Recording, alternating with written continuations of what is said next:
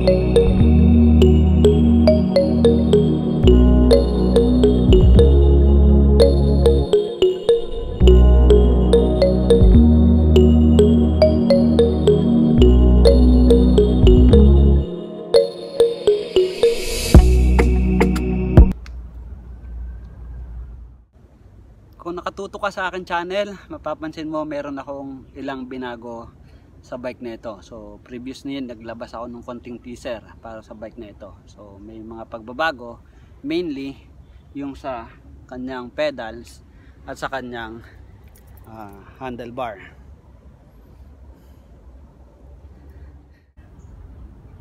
So yung frame itinatawag nilang glow green o day glow green yung tawag sa kulay ng frame nito. So 26R o 26 yung gulong, small size. So ang bike na ito, ang equipment or ang load na meron. So unang una meron tayo ng RockShox Boxer RC 200 yung kanyang travel.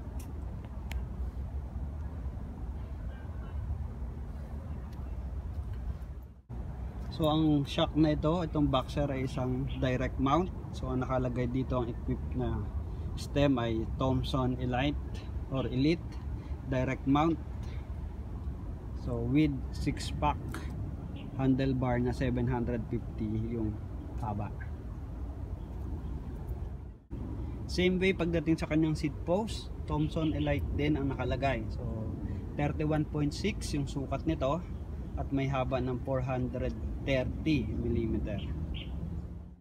So Deity saddle ang nakalagay. So pagdating sa kanyang gears, equipped ito with SRAM X9 rear derailleur, and then meron siyang cogs na 1132 ang laki na 9-speed din. So equipped with Shimano C cranks, and then with Wolf Tooth 32T chainring. And then pagdating sa pedal, as I've said, ayan, binago natin, nagpalit tayo ng Shimano Saint na clip pedals. So meron itong SRAM XO, okay, shifter na 9-speed din. Alright, when it comes to the braking system, Saint or Shimano Saint ang nakalagay dito. So including the Ice-Tech rotors, yung sa harap Brezza rotors, dahil ang nakalagay nating front hub ay Shimano C na 20 mm. Atom Lab rear hub ang nakalagay dito. So 6 pounds, 102 or 102 engagement.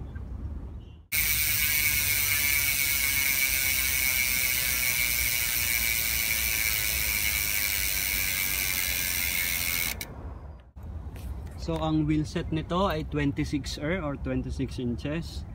Meron tayong spunk rims, spunk race, and then equipped with Continental Baron 26 by 2.5. So there you have it, Nollypodium 2014.